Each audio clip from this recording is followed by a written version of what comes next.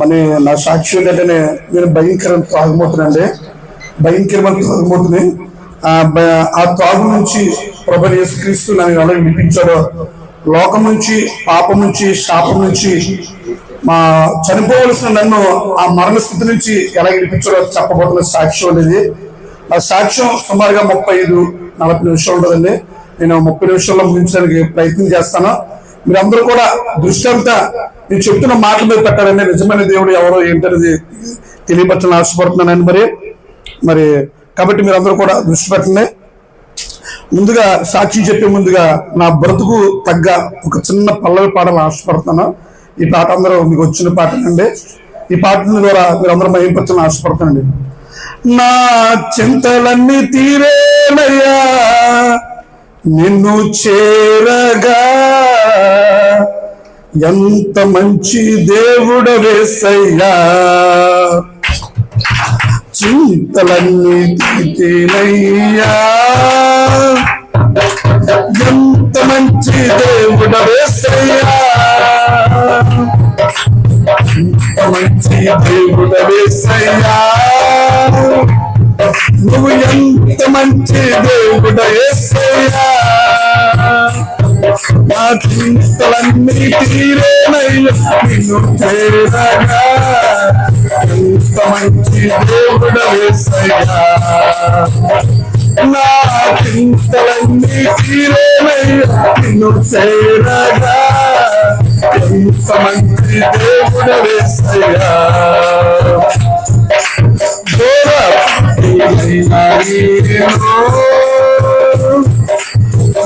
దూరంగా పారిపోరా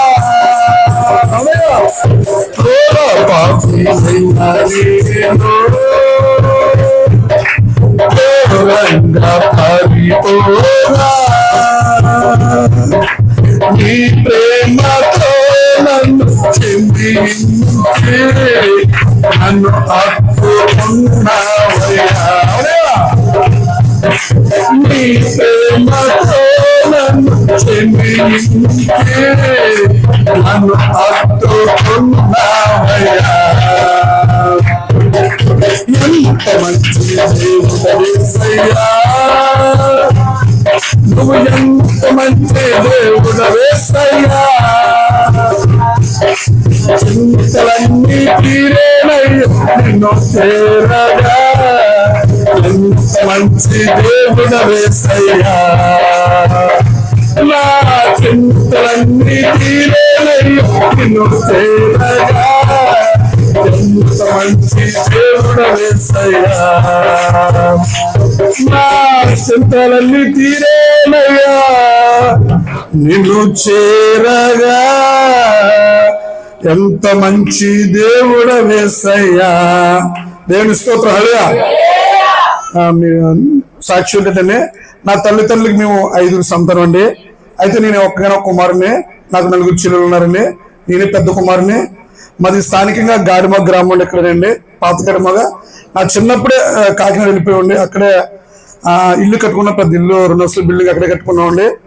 చక్కగా మా నాన్నగారు యాడ్ చేసేవారండి డ్రైవర్ కింద. మాకు 2 అంతస్తుల బిల్డింగ్ ఉంది. అయితే ఒక పెద్ద కిన్న కొట్టు కూడా ఉందండి. మాకు రోజుకు 1800 అయిందండి అది కిన్న కొట్టు. స్థానికంగా మాది పప్పుల మిల్ ఏరియా, జగన్నాథపురం, కాకినాడ.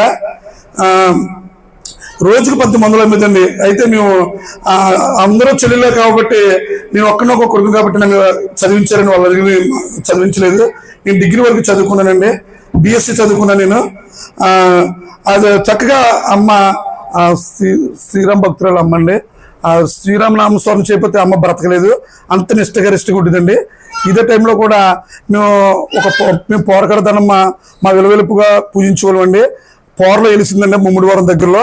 మేము బోట్ల మీద వెళ్ళి అక్కడ బోట్ల మీద వెళ్ళి మేకపోతులు బలిచ్చేవాళ్ళండి. తారాజోగులో బాంబులు వేయడం అడవుల్లో వెలిసిందండి.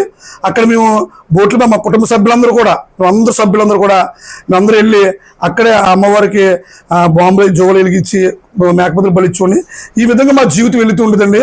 ఇదే సత్యం అనుకోండి, అసత్యంలో జీవించేవాళ్ళండి. ఈ విధంగా మా జీవితం వెళ్ళదండి. ఈ టైంలో చక్కగా వెళ్తున్న మేము ఇదే మా సత్యం అనుకోండి, అసత్యంలో బతికేవాళ్ళండి. అయితే ఇదే టైంలో చక్కగా చదువుకున్నానండి. అయితే ఈ టైంలో ఏంటంటే నేను మా అమ్మగారితో చెప్పాను. అప్పుడు ఎంత చదువుకున్నప్పటికీ ఒక సుమారుగా 15,000 కన్నా ఎక్కువ వచ్చేది కదా జీతం. నేను మా అమ్మతో చెప్పాను, అమ్మ మరి నేను వడ్డీ వ్యాపారం చేస్తానమ్మా, నేను వడ్డీ వ్యాపారం చేస్తే బాగుంటుందమ్మా, మరి ఆ చదివేటప్పటికి నాకు కొంచెం బాగుంటుంది అన్నప్పుడు, సరే బాబు ఒక్కన కొడుకు కదా చేసుకోని చెప్పాను. ఇదే టైంలో నాకు ఒక రాజకీయ పిచ్చి ఉందండి. రాజకీయం 18 సంవత్సరాల ఏటి నుంచి నాకు రాజకీయ పిచ్చి ఉందండి. ఏంటంటే నేను మా వార్డు ఇన్ఛార్జిగా మొత్తం టోటల్గా ఆ వార్డులో అందరికి స్లిప్లు ఇవ్వడాలో, ప్లస్ జనాలందరినీ పోగేసి ఎమ్మెల్యేలు తీసుకెళ్ళి చిన్న వయసు అయినప్పటికీ నాకు చదువుకోవడం వల్ల నాకు ఎక్కువ చాలా గౌరవించేవారండి. ఈ విధంగా అదే టైంలో నాకు ఉన్నతమైన స్నేహితులు 8 మంది ఉన్నారండి, చాలా డబ్బు కలిగి ఉన్నవారు. అయితే వాళ్ళకి పంట్లు బోట్లు ఉండేయండి. ఎక్కడికి వెళ్ళాలన్నా నేను లేకపోతే ఎక్కడికి వెళ్ళేవారు కదండి. అంత మా ఇంటికి వచ్చి బండ్ల మీద తీసుకెళ్ళి చక్కగా ఉండేదండి. ఈ విధంగా ఎక్కడికి ఒక పాపం చేయాలంటే ఫస్ట్ నేనే తీసుకెళ్ళండి. ఈ విధంగా చక్కగా పగలత్మం చదువుకున్నానండి. సాయంత్రం మాటలు వడ్డీ వ్యాపారం కలెక్షన్ చేసేవాడి, చేసేవాడిని. రాత్రి మాటలు ఏం చేసేవాడంటే రహస్యంగా మేము ఒక రూమ్ తీసుకునేవాళ్ళం. ఒక రూమ్ తీసుకుండి, ఏసీ రూమ్ అండి, ఆ రూమ్లోనే తీసుకుంటూ ప్యాకెట్లు ఆడాలో, మందు తాగడాలో, అశ్లీల దృశ్యాలు చూడాలో, ఈ విధంగా పాపానికి బానిస అయిపోయాను. ఈ విధంగా నేను బయటికి బుద్ధిమంతులుగా ఉండేవాడిని. రాత్రి మాటలు తప్పులు చేసేవాడి. ఒక యవనస్తుడు ఏమైతే పాపం చేయాలో ఆ పాపం అంతా చేసేవాడి. చివరికి ఇంటికి లేటుగా వచ్చేవాడిని. అమ్మనేది, ఏంట్రా ఈ మధ్యన లేటుగా వస్తున్నాం ఏంటంటే, లేదమ్మా మేమందరూ కూడా స్టూడెంట్స్ అందరూ కూడా కంబైన్ స్టడీ చేస్తున్నామని చెప్పి, అందరూ కంబైన్ స్టడీ చేస్తున్నామని చెప్పి తల్లిదండ్రులు మోసపుచ్చుకొని, తోబుట్టువులు మోసపుచ్చుకొని అమ్మ చాలా బాధపడేది. అయ్యో ఏంటి ఇది ఈ మధ్యన ఇలా మారిపోతుంది, చాలా బాధపడేది.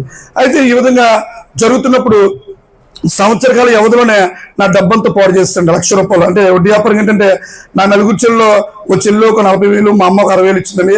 ఓ సంవత్సర కాల వ్యవధిలోనే 85,000 ఆర్పిస్తానండి. నా చెడు అలవాట్ల వల్ల, తాగుడికి, ప్యాకెట్లకి, ఈ చెడు వ్యసనాల వల్ల డబ్బంతా ఆర్పిస్తాను. భయపడి చెప్పాను, అమ్మ మరి డబ్బులన్నీ మరి ఇలాగా అయిపోయామంటే, పోతే కొన్ని డబ్బు కానీ నువ్వు చక్కగా ఉండరు ఒక్కనో కొడుకు, మా గౌరవం పాడు చేయకురా అని చెప్పి అమ్మ చెప్పడం జరిగిందండి.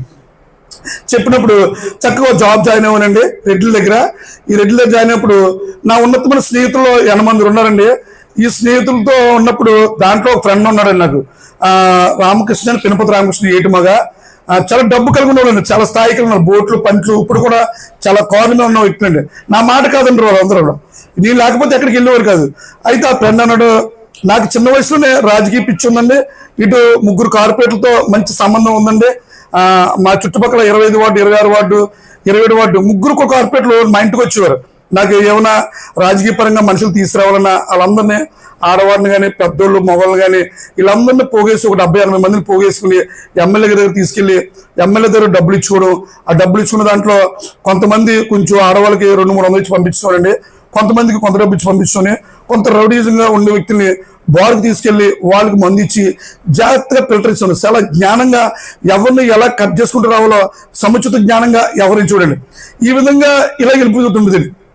దీంట్లో స్నేహితుడు అన్నాడు, వారు అంత చక్కగా ఉంటుంది కదా నీకు, నువ్వు రాజకీయ పరంగా అంత బాగుంది, నీకు చేసిన పరంగా అంత బాగుంది కదా, నీకు ఒక రౌడీ కూడా ఉంటే బాగుంటుంది, నీ బలానికి తోడవుతే నీకు ఇంకా ఎవరు ఉండరా అని చెప్పాడు. నేను చేశానంటే నేను రెడ్ల దగ్గర జాయిన్ అవ్వనండి, కలెక్షన్ చేస్తుని.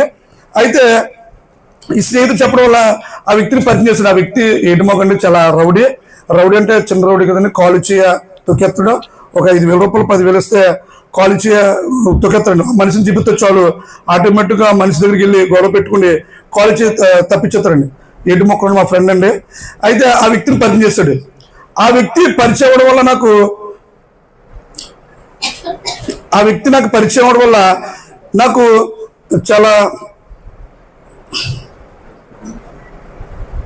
ఆ వ్యక్తి పరిచయం వల్ల నాకు తెలియని బాల్ లేదండి. ఆ వ్యక్తి చాలా పెద్ద రౌడీ అండి.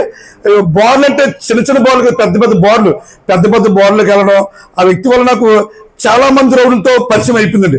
చిన్న వ్యక్తులు కదా, చాలా పెద్ద రౌడులతో. నాకున్న జ్ఞానంతో రౌడులతో కూడా నేను మాట్లాడేవాడిని. ఈ విధంగా ఒక బాల్ అంటే చాలా అచ్చంపేట జంక్షన్ నుంచి యానం వరకు ఏ బార్ ఎక్కడ ఉందో నాకే తెలిసింది. ఎందుకంటే సెటిల్మెంట్కి వెళ్ళేవాడిని, వాళ్ళతో పాటు నేను కూడా మాట్లాడేవాడిని. ఈ విధంగా మందుకి కొంచెం బానిస అవుతూ వచ్చండి. ఇంటికి వెళ్ళేవాడిని కదా, అమ్మ బాధపడింది, ఏంటో నేను ఇలా చేస్తున్నావు ఏంటో అంటే, లేదమ్మా అని చెప్పేసి అమ్మతో నేను మోసపుచ్చుని, లేదు ఇలాగా 5,000 అయిపోతే మంచి పద్ధతి అని చెప్పి మా అమ్మతో ఒకటి చెప్పానమాట. అమ్మమ్మ ఈ ఇలాగా శనిపెట్టిన కూరలు ఈ విధంగా ప్రవర్తిస్తారమ్మా, మీ అబ్బాయి శనిపెట్టింది కాబట్టి మీ అబ్బాయి శనీశ్వరాన్ని తీసుకెళ్తే మీ అబ్బాయి బాగుపడతారని చెప్పారండి.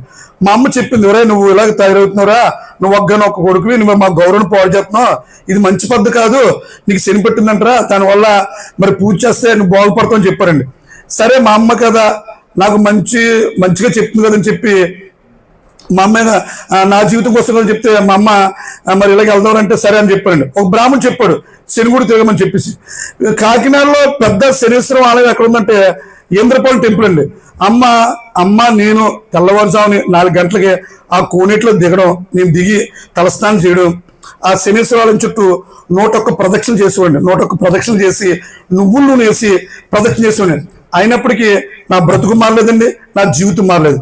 అయినప్పటికీ ఈ విధంగా నేను ఊరి మీద తిరిగి ఉన్నాను. చాలా బాధ పెట్టుకున్నాను, తల్లిదండ్రులు బాధ పెట్టుకున్నాను, అందరినీ బాధ పెట్టిస్తున్నాను. అమ్మ బాధపడింది, ఏంటి ఒక్కన కొడుకు ఇలా అయిపోతున్నాడు ఏంటని చెప్పి అమ్మ ఏడ్చింది. చాలా ప్రయత్నం చేసింది అమ్మ. చివరికి నా బ్రతుకు మారదు. ఇలా కాదు, పెళ్లి చేస్తే బాగుపడతారు కదని చెప్పి నాకు పెళ్లి చూపులు చూసారండి. ఇక్కడ గాడిమొగలనే మన పాతగడమ పక్కనే ఉంది. ఇది అక్కడ అమ్మాయిని చూసారని చూపించారండి. అమ్మాయిని చూశాను, చక్కగా ఉంది. మా అమ్మ చెప్పింది, ఒరే ఇక్కడ నుంచి నీకు పెళ్లి చేస్తున్నాం, మరి నీ పెళ్లి చేసిన భార్య నువ్వు పెంచాలి, నీ బిడ్డలు పడితే నీ బిడ్డలు పెంచాలి, మా మీద ఆధారపడితే బాగోదు అని చెప్పింది. సరే అమ్మా అని చెప్పేసి అన్నా. నేను అమ్మాయిని చూశాను, అమ్మాయి బాగుందండి, చక్కగా అంతా సైవింగ్ ఉంది.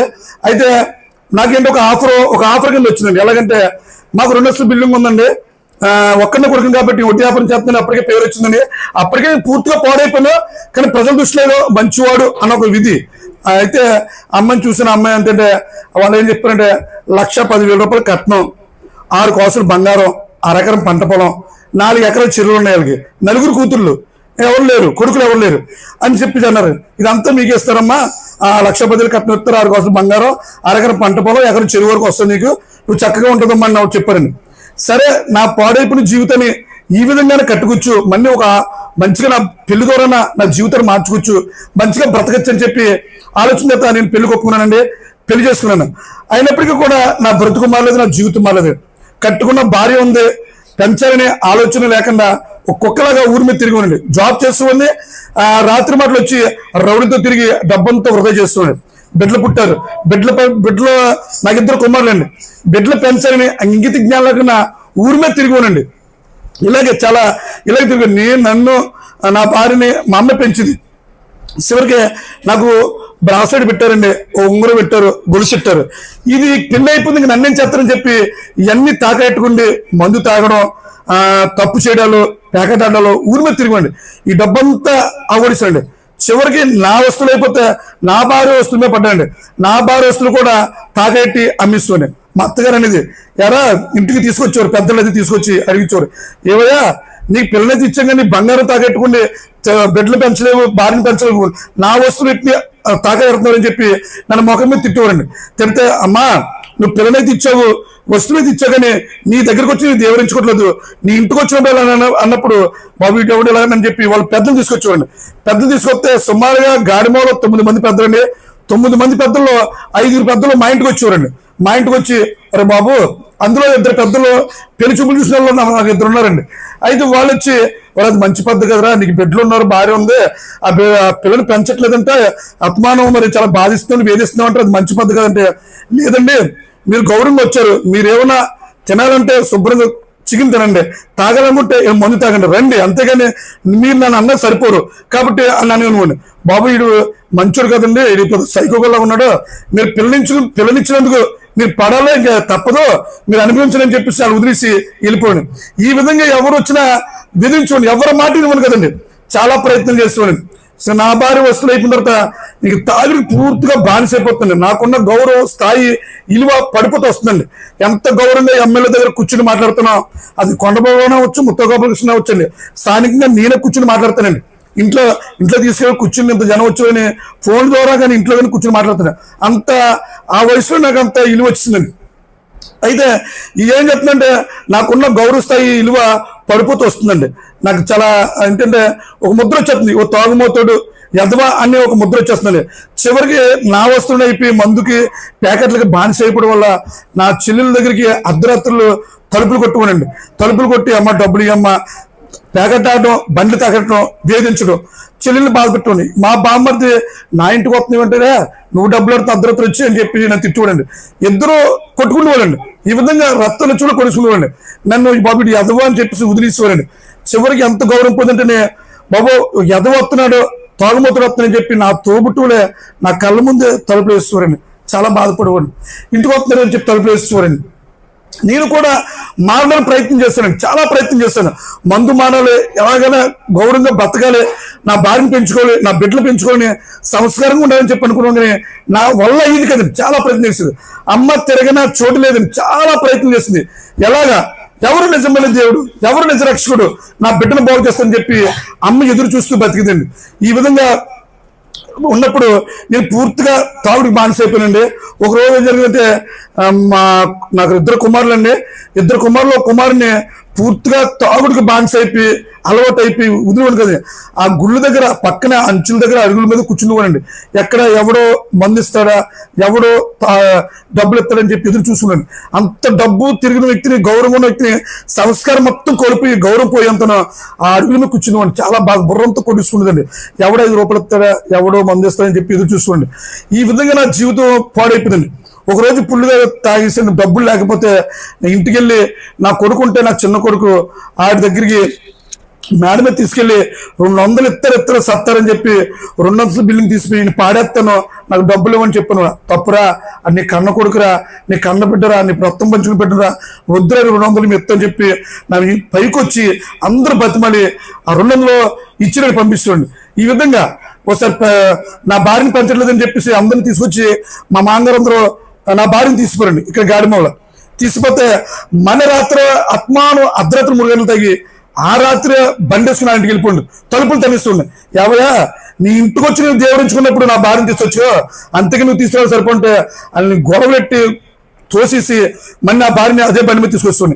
ఈ విధంగా నా జీవితం మనశ్శాంతి లేక, శాంతి లేక తిరుగుతూ ఉండేదండి. అమ్మ చాలా బాధపడేది, అయ్యో ఏంటి ఇలాగ అయిపోతున్నాడు అని చెప్పేసి. మా అమ్మ అమ్మిన కొట్టు 1800 రూపాయలు అమ్మేదాన్ని రోజుకి.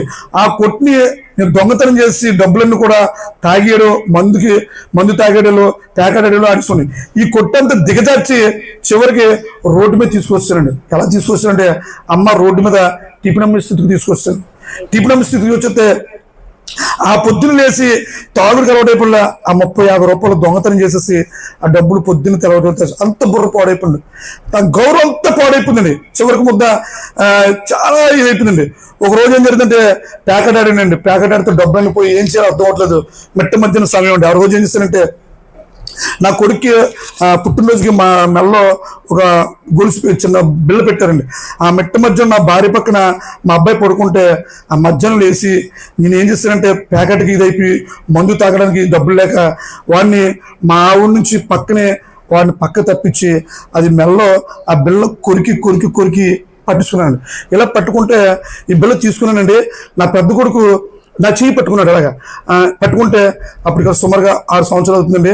పట్టుకున్నప్పుడు ఏంటంటే, లేదన్నా అమ్మతో చెప్పకో, నీ కొత్త బిల్లు తెస్తానని చెప్పి ఆ నాపద్వాడి నా జీవులో 10 రూపాయలు ఉంటే ఆ 10 రూపాయలు అడిగి ఇచ్చి ఈ విధంగా వెళ్ళిపోండి. అవి తాకట్టాడు, మందు తాగడంలో. ఈ విధంగా నా జీవితం అంతా ఇలాగే తిరిగిదండి మొత్తం. నీ ఎక్కడ మందు అమ్ముతారో, ఎక్కడ పాపం జరుగుతుందో నాకే తెలుసు. అంత దౌర్భాగ్యం అండి. ఊరి మీద కట్టుకున్న భార్యని పెంచాలి, బిడ్డలు పెంచాలి, తల్లిదండ్రులకు మంచి కొడుకున్నారని ఆలోచన లేకుండా ఒక గజ్జి కుక్క ఊరి మీద ఎలా తిరుగుతుందో అలా తిరిగివ్వండి. ఎవడు మందుస్తే, ఎవడు డబ్బులు ఇస్తే, ఎక్కడ పడితే వెళ్ళిపోండి. నర్సీపట్నం వెళ్ళిపోవని, అమలాపురం వెళ్ళిపోవని, ఎవరు డబ్బు ఇస్తే వాడు వెనక రౌడీ వెనక వెళ్ళిపోండి. ఈ విధంగా జీవితం అంతా పాడైపోయింది. భార్యని పెంచుకోండి కదండి. నన్ను, నా భార్యని, నా బిడ్డని మా అమ్మే టిఫిన్ అనుకుని పెంచుతండి. నిజంగా నా భార్య ఉత్తమరాలుగా సరిపోతుందండి. నిజంగా ఎవరినైతే నేను చేసిన పనికి అర్ధరాత్రి ఒక పెద్ద బండరాయి తీసుకొచ్చి నా బుర్ర మీద కొట్టి చనిపోయి, ఇది ధర్మం, ఇది. ఎందుకంటే భార్యని పెంచుకోండి కాదు, బిడ్డలు పెంచుకోండి కాదు.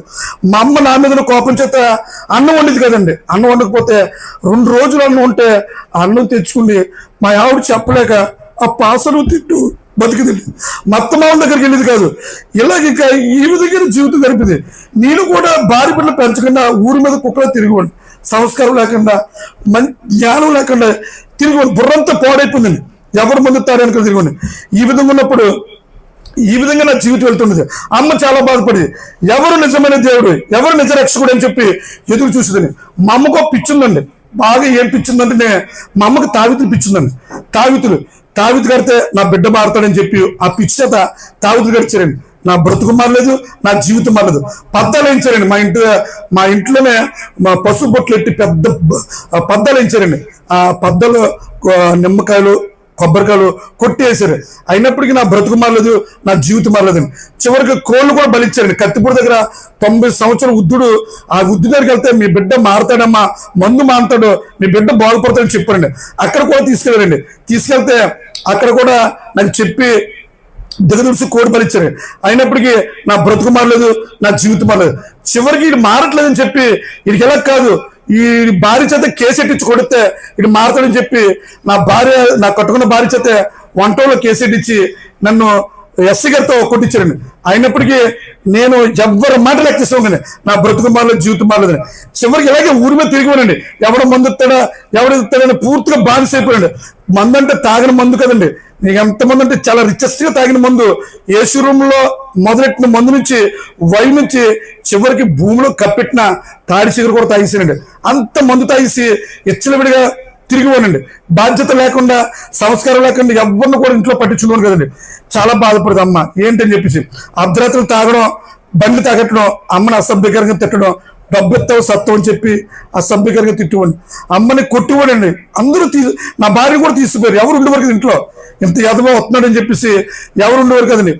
మా అమ్మని కొట్టడం, అమ్మకి లంగా కింద జారిపోతుంది, జాకెట్ కూడా చిరిగిపోతుంది, వేధించుకొని బాధ పెట్టేవారు. అమ్మని అసభ్యకరంగా తిట్టుకోండి, చాలా మంది తిట్టుకోండి. డబ్బెత్తావు సత్తం అని చెప్పి అసభ్యకరంగా తిట్టుకోండి. అమ్మ పరిగెట్టించుకోండి. రాత్రులు అక్కడ ఒక 50 రూపాయలు అడుక్కోండి, 100 రూపాయలు అడుక్కోండి, నాకు ఇచ్చిదండి. ఆ మందు తాగి తెల్లవాళ్ళు వచ్చుకోండి. ఈ విధంగా బ్రతుకొని తిరగలేదండి. చాలా చాలా బాధపెట్టుండి. ఎవరిని కూడా మనశ్శాంతి ఉంచుకోలేదు. చివరికి ఓ రోజు ఏం జరిగిందంటే, ఈ విధంగా కాదు, ఇది మారట్లేదని చెప్పి గౌరవం పాడేస్తున్నారని మా అమ్మ చనిపోవడానికి ప్రయత్నం చేస్తుందండి. చనిపోవడానికి ప్రయత్నం చేస్తే మా అమ్మ కిరసలేసి తగలుచుకుంటుందండి. వీడి వల్ల గౌరవం పోతుంది, ఇంకొక ఆడబిడ్డ ఉన్న పెళ్ళి వరకు ఇది ఉండడు, మా గౌరవం పాడేస్తున్నారు, చనిపోతుందని చెప్పేసి మా అమ్మ కిరసన వేసుకుని తగలుచుకోపోయిందని చుట్టుపక్కల రోజు వచ్చి, అమ్మా నీ కొడుకు తాగి ఉన్నాడు, చనిపోతాడమ్మా, నీకు వదిలే, ఆయన పట్టించుకోకు, నీకు ఒక ఆడబిడ్డ ఉంది, లాస్ట్ అమ్మాయి, పెళ్లి చేయాలి కదా మీరు చెప్పారండి. అందరూ పట్టుకున్నారు. అప్పుడు మానేసిందండి. ఈ విధంగా ఎవరోనే మా అమ్మ వెతికిదండి, ఎలాగైనా మార్చాలి, నా బిడ్డ మారాలి, ఎవరు నిజమైన దేవుడు, నిజ రక్షకుడు ఎవరని చెప్పి ఎదురు చూసిందండి. ఎవరు వల్ల ఇది కదండి. ఈ విధంగా కాకపోతే నేనేది ఊరి మీద తిరిగిపోనండి. అందరూ వెళ్ళిపోయారండి. నేను బయట తిరగడం, అర్ధరాత్రి 3 గంటలకు వచ్చాను. ఒక కుక్కకి అన్నం ఎలా కడతారో అలాగా కొంచెం అన్నం పెట్టి ఒక పెరిగిపేట పాడేసేవారండి. ఎవరు ఉండేవారు కాదు. ఇంటికి వస్తే డబ్బులు ఎడుతారని చెప్పి మా చెల్లింటికి వెళ్ళిపోరండి. ఎవరు ఉండేవారు కదండి. మా ఆయమ్మ తిని పొద్దున్నేసి వెళ్ళిపోవడం, ఇలా ఊరి మీద తిరిగిపోండి. మా నాన్న అనేవారు, నీ కొడుకు ఏంటయ్యా, ఒగ్గన కొడుకు వడ్డీ వ్యాపారన్నా, ఇదన్నా, చదువన్నా, అది సంస్కారం లేక ఊరి మీద అడుక్కుని తిరుగుతున్నాడు ఏంటి అంటే, లేదండి అది చచ్చిపోయాడు పూర్తిగాను, నా ఆస్తి, నా ఇల్లు, నా 2 మనవులకి ఇచ్చేస్తానని చెప్పాను. చాలా చాలా బాధాకరంగా అనుకున్నాను. నా స్నేహితులు, నేను లేకపోతే ఉండలేని స్నేహితులు నేను ఎదుర్కొని వెళ్తుంటే, వాళ్ళు ఎదురవుతుంటే వారు అయ్యో డబ్బులు ఎడుకుని వస్తానని చెప్పి నా స్నేహితులు అలా వెళ్ళిపోరండి. నేను వాళ్ళ ముఖం చూసి నేను అవమానం అయిపోతానని చెప్పి నా ముఖం కింద కట్టుకుని నేను అలా వెళ్ళిపోను. నేను ప్రయత్నం చేస్తాను కానీ నా వల్ల ఇది కదండి. ఎంత స్నేహితులు అనుకున్నా వారే నన్ను చెదరించుకోండి. చివరికి నా మొక్క మీద కూడా ఉమ్మేశారండి. ఎదవా కట్టుకున్న భార్యను పెంచలేదు, బిడ్డలు పెంచలేదు, ఊరి మీద ఎడుకుని తిరుగుతామని చెప్పి నా కన్న తల్లి నా మొక్క మీద ఉమ్మేసి చేసిందండి. చాలా చాలా మారిన ప్రయత్నించగానే నా వల్ల కదండి. ఒక రోజు ఏం జరిగిందంటే, ఈ విధంగా తాగుతూ తిరుగుతుండవనండి. ఒకరోజు తాగిసి వచ్చారండి. ఒక రోజు ఏం జరిగింది, ఇవన్నీ ఒక ఎత్తైతే ఈ మాట చాలా బాధాకరం మాట అండి. ఏంటంటే నా జీవితాన్ని కదిలించిన మాట అండి.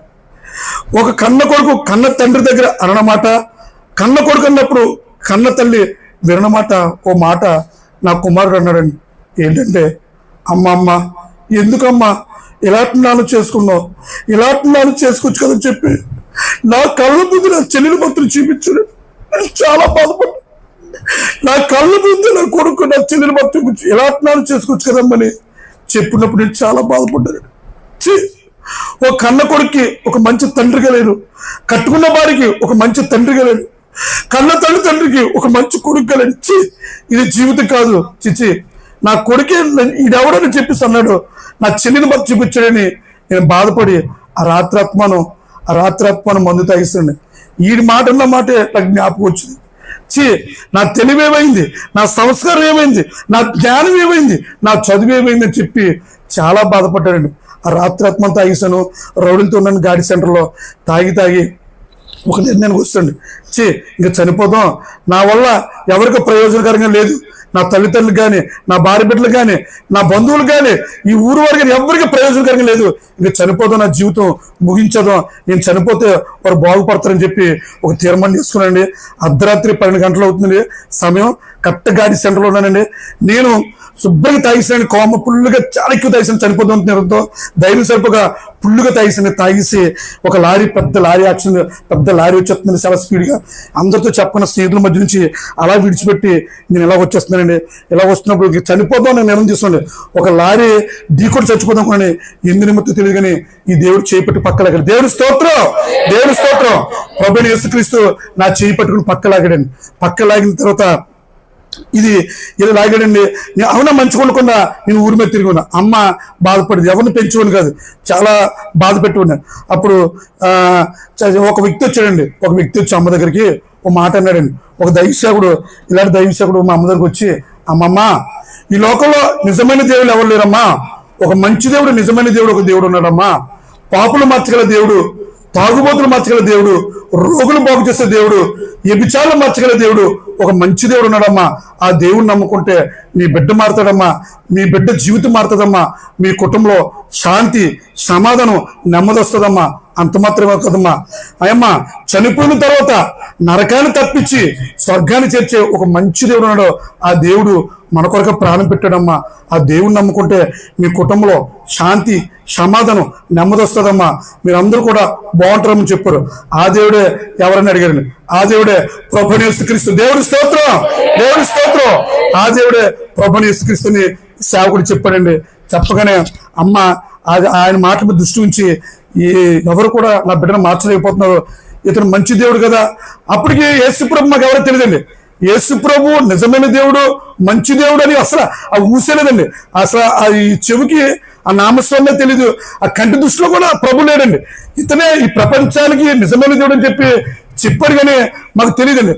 సరే ఓ మంచి దేవుడు అన్నాడు కదా ఈ దేవుడు అని చెప్పేసి మా అమ్మ మందిరానికి వెళ్ళడం మొదలెట్టిందండి. మా అమ్మ మెల్లమెల్లగా వెళ్తుంది. మా అమ్మ వెళ్ళడం నా భార్య నా బిడ్డల్ని మెల్లమెల్లగా నడిపిస్తుంది. ఇలాగా మా అమ్మ వెళ్ళడం చేస్తుంది. నిజంగా నా తల్లిని గొప్ప అని చెప్పకూడదు కానీ మా అమ్మ ప్రార్థన సుమారుగా 6 గంటలు చేస్తుందండి. దేవుని స్తోత్రం. 6 గంటలు చేస్తుందండి. 9 గంటలు మొదలెడితే అర్ధరాత్రి 3 గంటలు ముగుతుందండి. కన్నీటి ప్రభావం, కన్నీటి దారిలో నా కొడుకు మారాల ప్రభా, నువ్వు మంచి దేవుడు కదా ప్రభా, నా బిడ్డను మార్చు ప్రభా, మా కుటుంబం శాంతి దయచే ప్రభా, నెమ్మది దయచేవి. ఈ విధంగా అమ్మ నా కోసమే ప్రార్థన చేసేదండి. 6 గంటలండి సుమారుగా. 6 గంటలు. ఒకవేళ రాత్రి 11 అయితే తెల్లవారుజాము అయిపోతుంది. మా ఇంటి పక్కల అందరూ కూడా మేము మా బతుకంతా ఎంత గౌరవంగా ఉండదో, అమ్మ చీట్లు ఎత్తిది, వ్యాపారం చేసేది, ఈ స్థాయి అంతా దిగజార్చున్నాం, ఇదే వరకు చునకలైపోండి. వాళ్ళందరూ కూడా అనేవారు, అమ్మ రాత్రాత్మని ఎడుతున్నావు కదా, ఎందుకు ఎడుతున్నాం, ఇంట్లో ఎవరైనా చనిపోయేటమ్మని చెప్పి అవమానపరిచేవారు మా అమ్మని. మా అమ్మని అవమానపరిచారు కానీ మా అమ్మ నమ్ముకున్న దేవుడు గొప్ప దేవుడు. దేవుని స్తోత్రం. మా అమ్మ నమ్ముకున్న దేవుడు విడిచిపెట్టే దేవుడు కదండి. తల్లి విడిచిన, బంధువులు విడిచిన, స్నేహితులు విడిచిన, అందరూ విడిచిపెట్టారండి. అందరూ చేత వెలువబడ్డాను. కానీ మా అమ్మ నమ్ముకున్న దేవుడు విడిచిపెట్టే దేవుడు కదండి. మా అమ్మ అలాగే నిజంగా నా తల్లి 8 సంవత్సరాల యొక్క కన్నీటి ప్రవాహంలో, నా భార్య బిడ్డలో మనో దుఃఖంలో, వేదనలో, ఇలాంటి సేవకుల ప్రార్థనలో, ఇలాంటి సంఘ విశ్వాసాలు చేసిన సంఘ ప్రార్థన వల్ల ఒక రోజు కొట్టుకుంటూ దేవుని సన్నిధిలోకి వస్తాను. దేవుని స్తోత్రం. దేవుని సన్నిధికి వస్తానండి. దేవుని సన్నిధికి వచ్చాను, చక్కగా రక్షణ ఇస్తున్నానండి. అవసరస్ అయిపోయాను. 3 నెలలు చక్కగా 3 నెలలు బైబిల్ చదువుకోడు. ఈ విధంగానే నా జీవితం ఉన్నది. ఈ విధంగా ఉన్నప్పుడు ఇక్కడి నుంచి నాకు ఏం జరిగిందంటే అంత బాగుందండి. అన్ని మానేశాను. కానీ ఇక్కడ నుంచి నేను ప్రార్థన చేస్తున్నప్పుడు 2 నిమిషాల కన్నా ఎక్కువ చేస్తున్నాను కదా, ఇలా ఏదో చీకటి ఆవరించిందండి. ఈ విధంగా అతనే ఇదే మధ్యలో ఒక స్వరం వినపడింది, నువ్వు 100 రోజుల్లో మరణిస్తావు, 100 రోజుల్లో మరణిస్తావు అని చెప్పి నాకు స్వరం వినపడింది. మా అమ్మతో చెప్పాను, బాబు ఇది దురాత్మని నడిపిస్తున్నారా, నువ్వేం భయపడకో, ప్రార్థన చేసుకోమని చెప్తున్నారు. నేను ఈ 100 రోజుల్లో చనిపోతానని చెప్పేసి గీతలు కొట్టుకుంటూ వస్తున్నాను, ఇలాగ ఎన్ని రోజులు చనిపోతానని చెప్పేసి.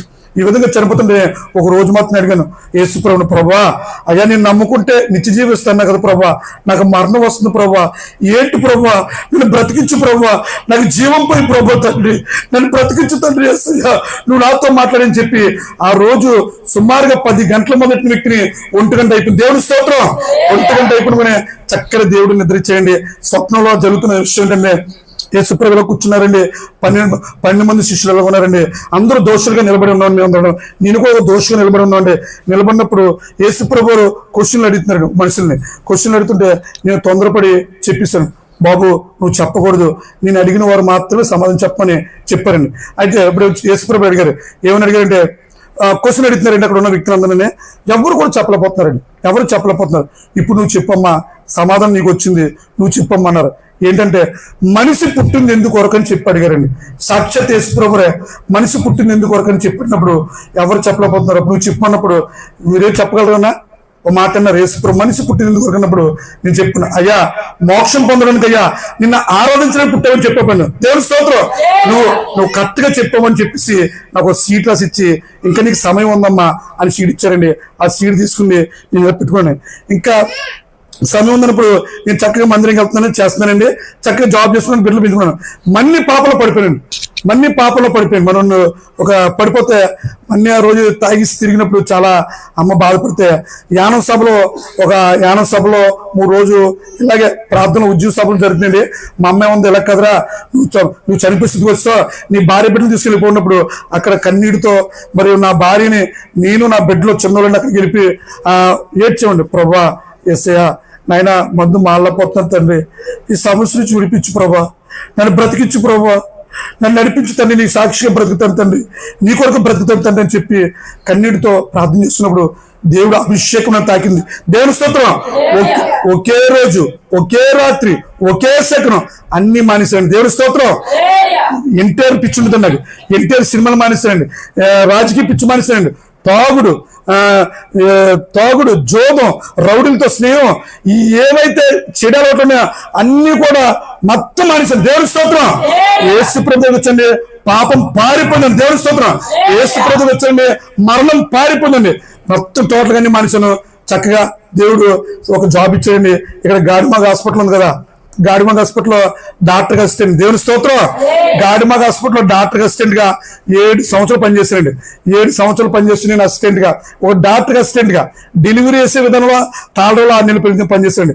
ఇంకా అందరికి సువార్త, ఇంకా ఎవరు వచ్చినా సరే మా హాస్పిటల్ అంతా వచ్చిన పేషెంట్లు అందరూ కూడా సువార్త చేస్తాను. డాక్టర్ కూడా తెలిసిపోతే ఆ కూడా ఊరందరికీ దేవుడి మాట చెప్తున్నట్టే ఆ డాక్టర్ చెప్పాడండి, ఇలాగ అందరూ చెప్తున్న తప్పు, నువ్వు చెప్పదంట్లో బయట చెప్పుకుంటే నేను ఎలా చెప్పాలని చెప్తే డాక్టర్ కూడా చెప్పండి. ఆ డాక్టర్ నా కోసం ప్రార్థన చేయమని చెప్పాడు. దేవుని స్తోత్రం. చాలా ఆ ఊరు పెద్దలకు చెప్పిస్తాను, మొత్తం మా అత్తమ్మ వాళ్ళకి ఇంట్లో అందరికి, మొత్తం ఊరందరికి చెప్పిస్తాను. వీడు ఆల్రెడీ నా మీద ఒక ముద్ర వస్తుంది, వీడు దేవుడు బిడ్డ అని చెప్పేసి వాళ్ళందరూ కూడా వాళ్ళందరూ ఏకవైపు నన్ను ఎలా తప్పించాలని చూశారండి. తప్పించి చెప్తే నన్ను తప్పించోడు రెడీ అయిపోయించాడు. ఇప్పుడు దేవుడు స్తోత్రం. అంత ఇదిగా అద్భుతమైన మొత్తం ఈ విధంగా దేవుడు మార్చాడండి. మార్చిన తర్వాత చక్కగా జాబ్ చేసుకున్నాను. మన్ని ప్రభుని వ్యాపారం చేసుకుంటాను తండ్రి, చిన్న వ్యాపారం దయచే ప్రభు, నా డబ్బంతా నీకు ఖర్చు పెట్టాలని ఆశపడుతున్నాను, నీ సేవలో పనిచేయాలని ఆశపడుతున్నాను అంటే ఇప్పుడు చక్కగా ఒక వ్యాపారం ఇచ్చాడండి నాకు. ఏంటంటే హార్బర్లో చేపలు కొని ఎక్స్పోర్ట్ చేస్తున్నాను. 2 రాష్ట్రాలకు ఎక్స్పోర్ట్ చేస్తున్నానండి. ఒకటి హైదరాబాద్, ఒకటి చెన్నై. మళ్ళీ ఇంకొక రాష్ట్రం వస్తుందండి, ఒరిస్సా రాష్ట్రానికి ఎక్స్పోర్ట్ చేయమని చెప్పి వస్తుందండి. నేను ఇప్పుడు ఒక మంచి వ్యాపారం చేస్తున్నాను, మంచి బిజినెస్ చేస్తున్నానండి. ఈ డబ్బంతా కూడా నా ఇల్లు ఒక ఇల్లు కట్టుకున్నాను. మిగతా డబ్బంతా కూడా దేవుడికి ఖర్చు పెడతాను. దేవుని స్తోత్రం. మరి దేవుడు అద్భుత రీతిలో చక్కగా దర్శించండి అండి. మరి అన్ని మానేశాను. ఇది ఇలా ఉంటే, ఇదంతా ఇలా ఉంటేనే మా ఇంట్లో చేసిన గొప్ప మేలు ఏంటంటే ఇలాంటి యదవను మార్చిన దేవుడు నిజమైన దేవుడు అని చెప్పి నా కుటుంబంలో 18 మంది మారు. దేవుని స్తోత్రం. చెప్పండి. ఇలాంటి యదవను మార్చిన దేవుడు నిజమైన దేవుడు అని చెప్పి నా కుటుంబంలో ఎవరైతే నేను అవమానపరిచారో 18 మంది మారారండి. 18 మంది మారారు. చక్కగా జాబ్ చేసుకున్నాను, నా భార్య బిడ్డలు పెంచుకున్నాను, చక్కగా నా జాబ్ వ్యాపారం చేసుకుంటూ నా భార్య బిడ్డలు నా తల్లిదండ్రులు పెంచుకున్నాను, డబ్బంతా దేవుని సేవ ఖర్చు పెడుతున్నాను.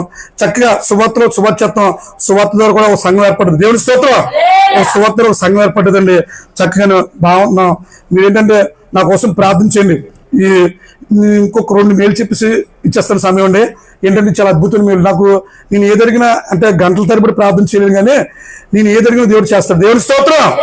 ఎందుకంటే నా భార్యకి చెవికి గాయం పడ్డదండి, చిన్న రంధ్రం పడ్డది. ఆ రంధ్రం పడినప్పుడు ఆపరేషన్ పడుతుందని చెప్పారు. హాస్పిటల్ సేవని చాలా హాస్పిటల్ తిప్పుతుంది, పెద్ద హాస్పిటల్ అయ్యింది. తిప్పినప్పుడు నా జీతం 6,900 అండి. 6,900 ఉన్నప్పుడు ఇక్కడ చేసేవాడిని. అప్పుడు ప్రభుని అడిగాను, ప్రభువా యేసయ్యా మన నా భార్యకి ఆపరేషన్ పడుతున్నారు తండ్రి, నాయన ఎవరన్నా డబ్బు అడిగితే నీ దేవుడు ఏం చేస్తారని నన్ను అడుగుతారు ప్రభువా, మరి అన్న అవమానపడతాను నా అత్తమామ తండ్రి, నేను ఎవరి దగ్గరికి వెళ్ళను, 3 రోజులు నీ మీద ఆడుకుంటాను ప్రభా, నాకు మేలు చేసి ప్రభా, ఈ 3 రోజుల్లో నాకు ఏదో నిదర్శనవి, నువ్వు వైద్యులకి పరమ వైద్యుడు, నీ చెయ్యి తాగితే చాలైనా నా భార్య స్వస్థపడిపోద్ది, లేదంటారా ఆ డబ్బులు మీరే ఎలా చేస్తారో తెలీదు, మీరు వైద్యం జరిగింది సాయం చేయని ప్రభు అన్నప్పుడు చక్కగా ఏదడిగినా దేవుడు నాకు ఇస్తాడండి. అప్పుడు ఫస్ట్ రోజు ఎవరైనా 2వ రోజుని నా భార్యకి అర్ధరాత్రి సమయంలో యేసు ప్రభు పెద్ద వ్యక్తిగా వచ్చి ఒక బ్లేడ్ పెట్టుకుని ఆ చెవుకున్న రంధ్రాన్ని ఇలా కొయ్యడం మొదటండి. అర్ధరాత్రి ఆ ఒండ్లన్నీ చెవులుంచి నా భార్య పడిపోతుంది. ఒండ్లు పడిపోతున్నప్పుడు నా భార్య నా లగ్గెట్టి పక్కన ఉన్నప్పుడు లగ్గెట్టి ఇలా అయినప్పుడు ఏంటంటే నా చెవులుంచి ఒండ్లు వచ్చేసేయండి చూడంటే, ఏంటంటే దేవుడు అద్భుతం చేశాడే, నీకు వైద్యం చేస్తాడని చెప్పాను. దేవుడి స్తోత్రం. అప్పుడు ఉండని ఆపరేషన్ చేస్తాడు. పొద్దున్న ఇంకా డౌట్ ఉంటే క్లియర్ చేసుకోమని చెప్పి హాస్పిటల్ తీసుకెళ్తే ఏమో ఆపరేషన్ పడదమ్మా, చిన్న వైద్యం ఒక 1000 రూపాయల మందులు వస్తున్నాను, అటుకని మీరు రావట్లేదు, నీ భార్యకి ఆపరేషన్ పడదని చెప్పారు. దేవుడి స్తోత్రం. ఈ విధంగా యేసుప్రభు ఎంత మంచి దేవుడు అండి, గొప్ప దేవుడు అండి. ఈ మొత్తం ఏంటంటే యేసుప్రభు ఈ ప్రపంచానికి దిక్కుచే నిజమైన దేవుడు అండి. యేసుప్రభు నా కొడుకుని చదివించలేదండి, నేను చదివించుకోను కాదు, నా బిడ్డలు నాకున్న స్థితిని బట్టి చదివించుకోను కాదు, నా బిడ్డలు కానీ చదివించాలని ఆశపడుతుంటే నా కుమారుని సామా స్కూల్ వేసానండి. సామా స్కూల్లో ఫీజు చాలా ఎక్కువ, ఒక 40,000 ఉంటుంది. 8th క్లాస్ 10th వచ్చాడు. 10th వచ్చినప్పుడు ఆ ప్రిన్సిపల్ పిలిపించి నేను అడిగానండి, బాబు నువ్వు ఇంత డబ్బు ఇచ్చేస్తున్నావు, వీడికి అంత జ్ఞానం లేదు బాబు, అంత చదువు లేదు వీడికి ఒక్క మాస్టర్ పెట్టి ఒక్కరిని కూర్చోబెట్టి చెప్పినా అంత జ్ఞానం లేదా వీడికి, వేస్ట్, నువ్వు ఏ స్కూల్ తిప్పినా మా స్కూల్ వేసినా వీడికి ఉపయోగం లేని వ్యక్తుడు, నువ్వు డబ్బులు వృధా అయిపోతే తీసుకో బాబు, ఎందుకంటే మా స్కూల్లో ఎవరు ఫెయిల్ అయిపోయినా మాకు గౌరవం పోతుంది బాబు, మాకు విలువ ఉండదు, మా పర్సంటేజ్ పడిపోద్ది అని చెప్పాను. లేదండి ఏమండి, నేను చదివించే స్తోమత లేదు, నా కొడుక్కి జ్ఞానం లేదు, కానీ జ్ఞానానికి ఆధారపడుతున్న నా దేవుడు ఏసీ ఉన్నాడని ఒక్క అవకాశం అని చెప్పేసి అని అడిగినప్పుడు, అయితే పంచవయ్యా నువ్వు వీడు ఫెయిల్ అయిపోయినా నాకు పర్లేదు అని సర్టిఫికేట్ రాసిస్తే నేను ఈ స్కూల్ ఉంచుతాను, నువ్వు వచ్చి ఎంత డబ్బు ఖర్చు పెట్టాను నాకు ఇది అంటే నేను ఒప్పుకోను అన్నాడు. సరే అని చెప్పి నేను దానికి రాశానండి. వీడి పేరు అయిపోయినా పర్లేదండి దీనికని చెప్పి రాసిచ్చి నా కొడుకుతోనే నాతో సంత వేడుచుకుంటే నా కొడుకు ఇంటికి వెళ్ళి ఏడ్చాను, ప్రభా యేసయ్యా నన్ను చాలా అవమానపరిచారు తండ్రి, ఇప్పుడు మానవుడు సృష్టించిన సృష్టికర్త, జ్ఞానానికి ఆధార సముద్రున్న దేవుడా యేసయ్యా, నా బిడ్డకి జ్ఞానం లేదు, నాకు స్తోమత లేదు తండ్రి, మరి ఏ స్కూల్ యాజమాన్యం అవమానపరిచారో అదే స్కూల్లో నా బిడ్డను నిలబెట్టు ప్రభా, నువ్వు మంచి దేవుడు తండ్రి యేసయ్యా, నా బిడ్డని కనికరించి ప్రభా, వాడికి మంచి మార్కులు వచ్చేట్లుగా నువ్వు సహాయం చేతండి ప్రభా, నా బిడ్డని మంచి మార్కులతో పాస్ అయ్యి ప్రభు అని చెప్పినప్పుడు ఈ మెల్లమెల్లగా వెనకలు కూర్చున్నోడనే వెనకలున్నోడు మార్కులు పెరుగుతూ ముందుకు వస్తుంది.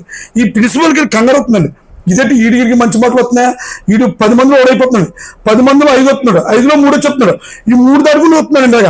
ఈ 10th వచ్చేసరికి లాస్ట్ ఏం జరిగిందంటే ఏ స్కూల్ ప్రిన్సిపల్ అవమానపరిచాడో అదే క్లాస్కి నా కొడుకు ఫస్ట్ వచ్చాడు. దేవుడి స్తోత్రం.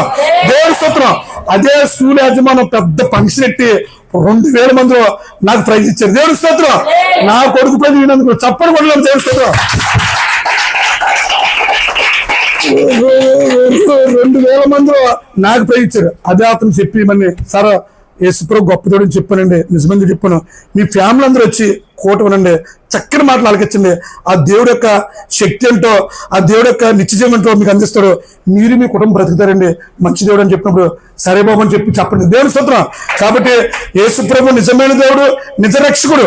కాబట్టి మీరు ఎన్నో మీ ప్రతి ఒక్కరు కూడా మీ మనసులో దృఢపరచుకోండి, బలపరచుకోండి. మన కష్టాలు వస్తాయి, శ్రమలు వస్తాయి, బాధలు వస్తాయి, నిందలు వస్తాయి, ఆమలు వస్తాయి. ఇవన్నింటిని కూడా జయించే శక్తి మన దగ్గర ఉంది. దేవుని స్తోత్రం. యేసు ప్రభు మంచి దేవుడు. మీరేమో ఎక్కలేదు. మీకు యేసు ప్రభు మీలో ఒకటి చెప్తాను చాలండి. ఏం కదండి, యేసు ప్రభు నమ్ముకున్నది ఏంటంటే ప్రార్థన ఖచ్చితంగా ఉండాలి, వాక్యం ఖచ్చితంగా ఉండాలి, ముఖ్యంగా నడవడం ఉండాలి. దేవుని స్తోత్రం. బైబిల్లో యేసు ప్రభు ఏదో చెప్పాడో అంతా కూడా శిరస్సు నుండి పాదం వరకు అన్ని పాటించాలి. దేవుని స్తోత్రం. నా ఆలోచన ఎలా ఉండాలి, నా చూపు ఎలా ఉండాలి, నేను ఏది చూడాలి, నేను ఏది మాట్లాడాలి, నేను ఏది తాకాలి, నేను ఎక్కడికి వెళ్ళాలి, నేను ఎక్కడికి వెళ్ళకూడదు, అన్ని కూడా అద్భుతమైన జ్ఞానం యేసు ప్రభు చూడు. దీని ప్రకారంగా జీవించి నడుచుకుని నీవు ఏదైనా ఇచ్చేస్తాడు. దేవుని స్తోత్రం. చెప్పట్లో యేసు ప్రభులో జీవించి, యేసు ప్రభు మాట ప్రకారంగా జీవించి మీరు ఏదైనా అడగండి, అది ఇచ్చపోతే నన్ను అడగండి అంతే. నేను ఏది అడిగినా, నేను ప్రార్థన 5 గంటల తరబడి గంటలు చేయను, కానీ ఒక గంటలోపు చేస్తాను. దేవుని స్తోత్రం. ఏడుతాను. ఎంత బలంగా చెప్తున్నా ఇంట్లోకి వెళ్ళి ఏదైనా ఒప్పిస్తుంటాను. ప్రభా నాకు సహాయం తండ్రి, ఇది సమస్య, ఇది తండ్రి నువ్వు చేస్తావు నమ్ముతున్నా, నీ మీద ఆధారపడుతున్నావు తండ్రి, నా బలము నా ఆధారం నువ్వే చెప్పి అడుగుతాను. నా దేవుడు అద్భుత రీతిలో కార్యం చేస్తాను. ఏది కార్యాలు కాబట్టి ఈ విపరీతమైన కార్యం నా తండ్రిని ఆపరేషన్ చేసి గొప్ప అద్భుతం. కాబట్టి మన యేసుప్రభు మంచి దేవుడు. ఈ ప్రపంచంలో ఎవరికి లేని ఇనివే చెప్పినా, మనిషి పుట్టినందుకు సెలవు జరుపుకుంటారు. యేసుప్రభు 3 సెలవు ఇచ్చారండి. ఈ ప్రపంచంలో ఎవరికి లేదు. మనిషి పుట్టినందుకు సెలవు ఇచ్చారు, చనిపోయినందుకు సెలవు ఇచ్చారు, తిరిగి లేచినందుకు సెలవు ఇచ్చారు. అలాంటి వ్యక్తుల్లో యేసుప్రభు ఒకడే. దేవుని స్తోత్రం.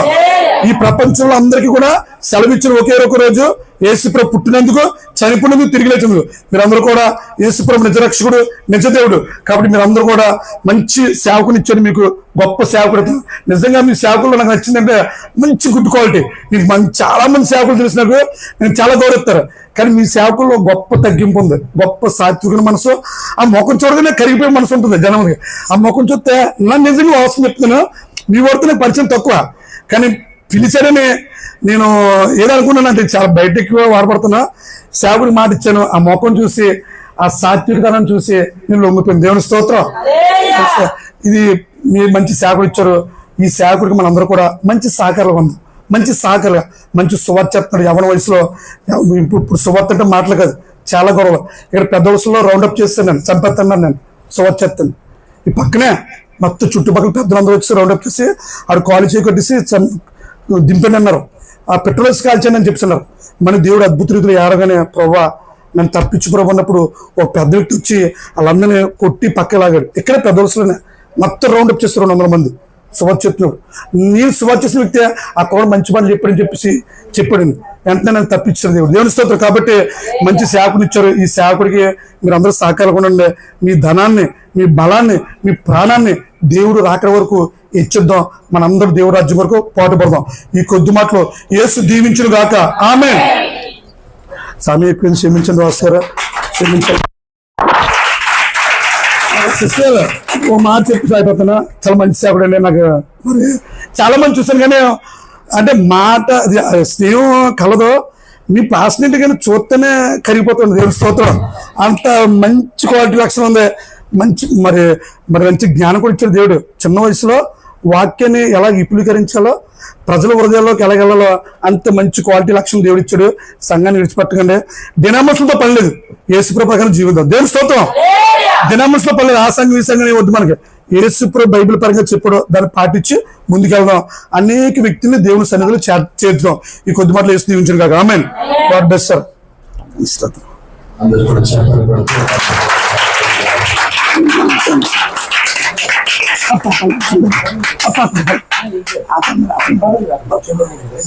పర్లేదు